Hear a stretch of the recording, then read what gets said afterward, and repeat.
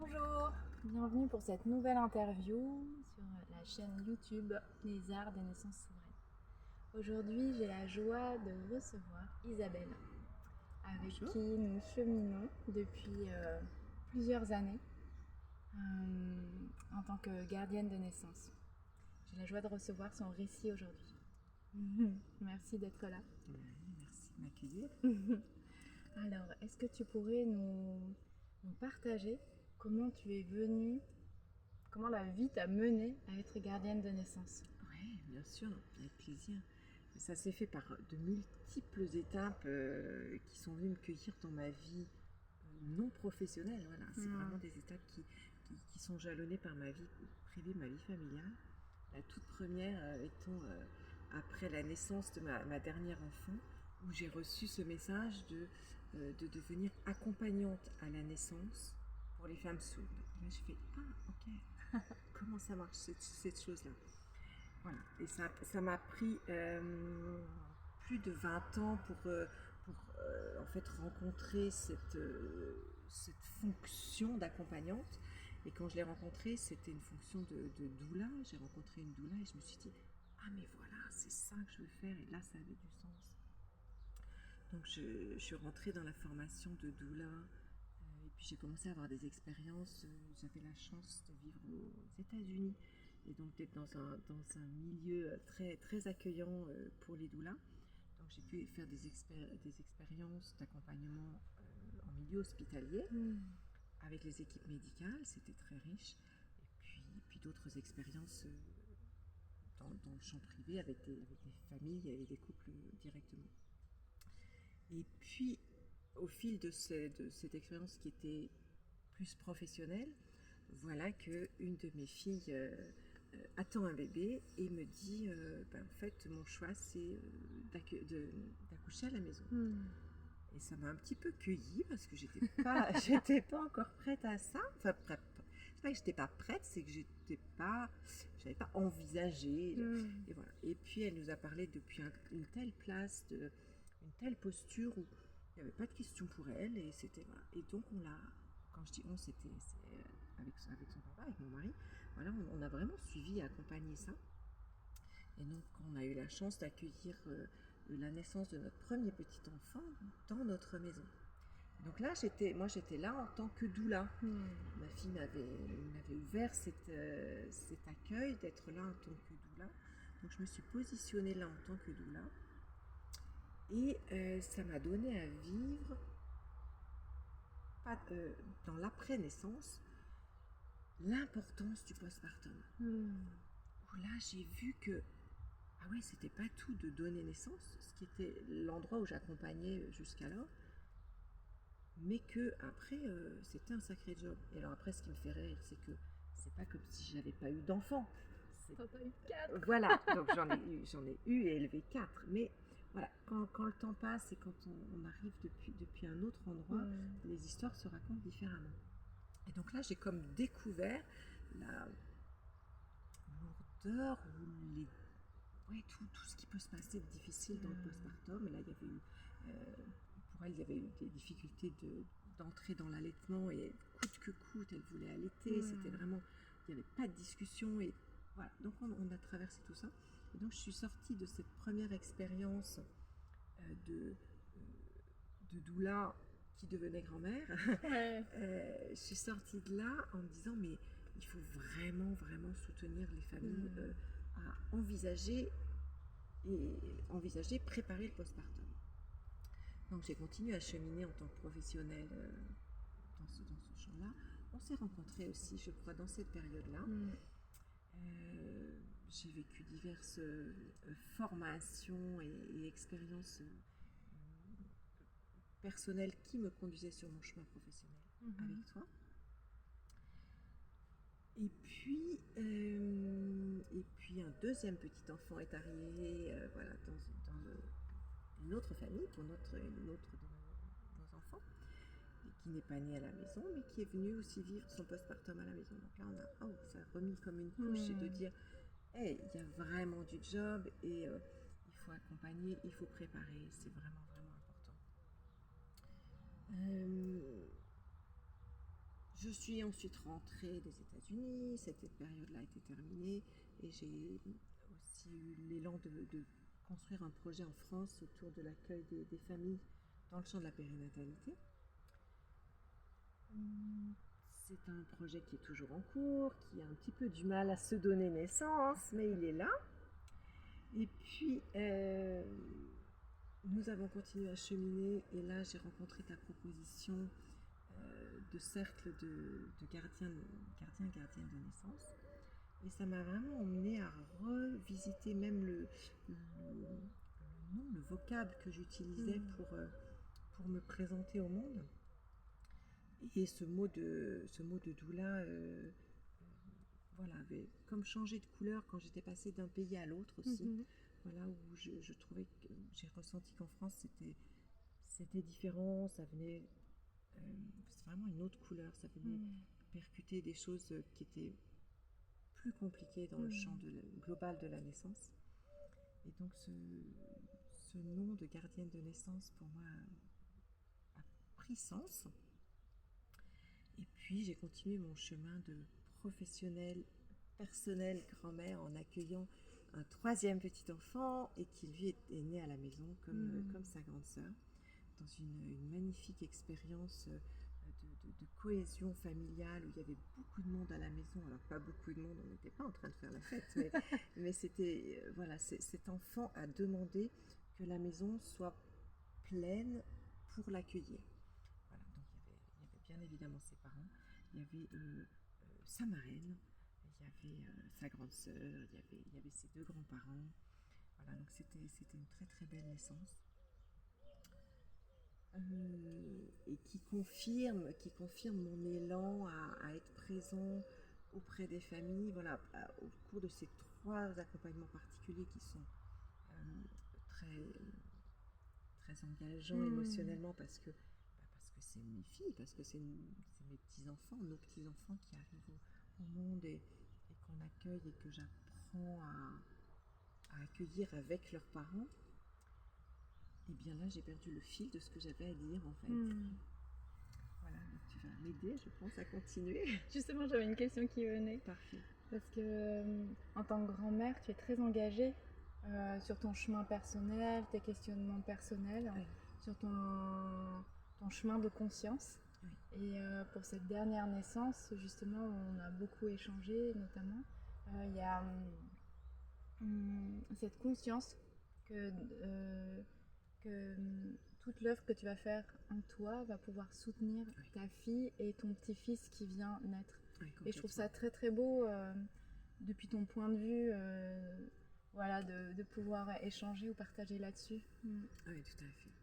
Parce que quand cette naissance s'est préparée, il y a eu une information incident, on va dire, une question, il y avait une problématique autour du placenta qui peut-être était divisé. Voilà. Donc il y a eu tout un enjeu qui est venu se mettre comme en obstruction du projet de naissance à domicile, de naissance à la maison. Et là, ma fille s'en est saisie et a fait tout un travail avec elle-même et autour de ses peurs et de voir pourquoi elle voulait absolument accoucher à la maison, pourquoi c'était pas du tout possible d'accoucher à l'hôpital, comment elle était contrainte d'accoucher à l'hôpital dans ce que proposaient les équipes d'accompagnement. Et elle a fait tout ce chemin-là jusqu'à arriver à un endroit où elle était absolument d'accord intérieurement et en paix sur l'idée d'accoucher à l'hôpital. Parallèlement, moi j'ai été accompagnée sur le plan énergétique et on a fait voilà, avec différentes accompagnantes. Il y a eu un travail qui a été fait directement sur le placenta vibratoire et aussi sur le transgénérationnel. Et voilà, dans comme une apothéose magnifique, voilà, à la fermeture du deuxième soin énergétique et vibratoire que j'ai partagé, il y a eu, enfin, notre fille a rompu, enfin notre fille, le bébé, enfin je sais pas qui, voilà, il y a eu rupture spontanée de la poche des os, alors que voilà, il n'y avait pas du tout de travail. Et donc, moi, j'ai vraiment entendu ce bébé qui disait: ah, ok, vous avez fait le job, maintenant j'arrive.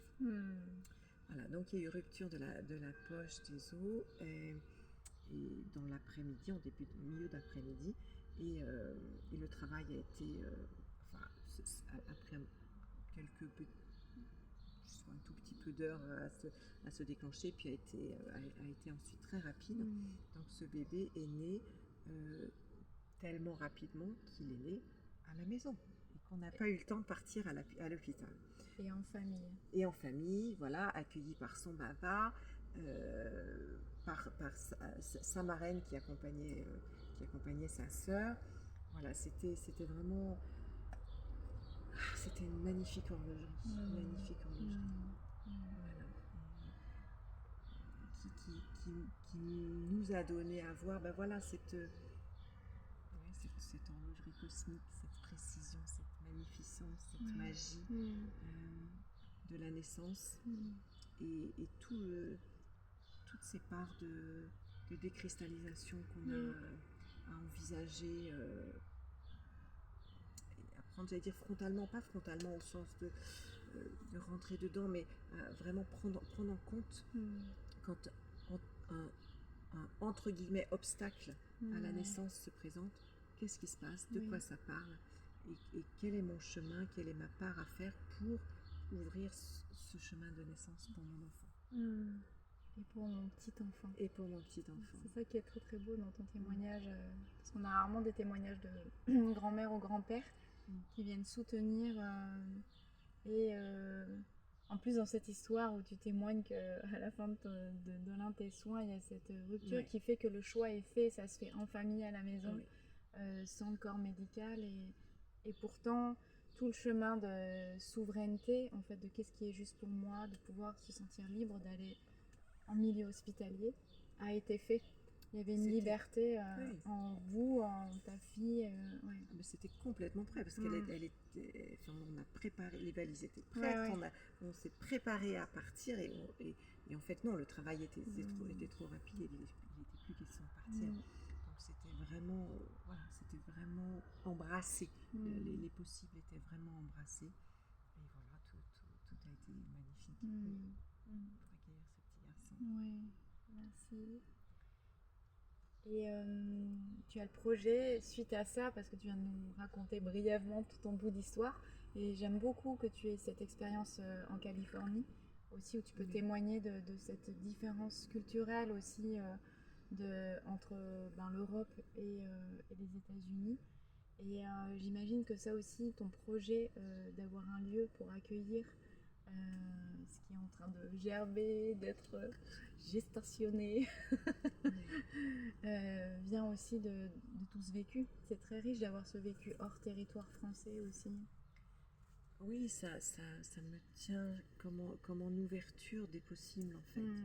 C'est vrai que le paysage ici en France est plus compliqué, il est comme terne, il est malaxé par plein de demandes de prise de pouvoir, des exigences. Et voilà, et alors depuis mon chemin d'expérience, et ce que j'ouvre aux familles et aux parents, c'est un espace où venir se déposer, donc dans notre maison familiale, un espace où venir se déposer pour vivre un temps de leur périnatalité, que ce soit un temps dans la préconception, s'il y a des envies, des besoins d'échange et d'envisager les possibles.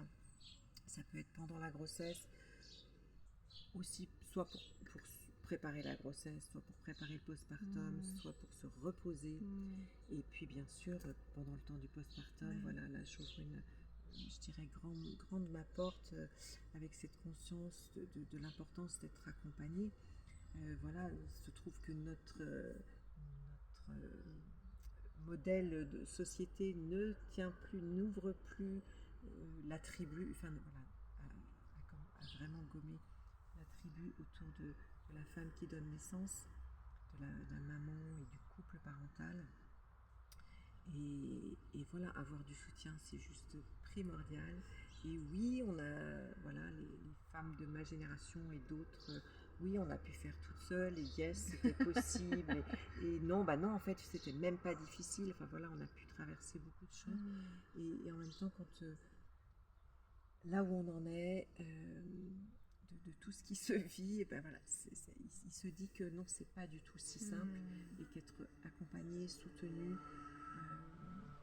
reconnu dans l'importance de la maternité, l'importance d'être en lien étroit, consacré à son nouveau-né, eh bien ça demande d'être accompagné matériellement, et voilà, du soutien pour faire à manger, etc.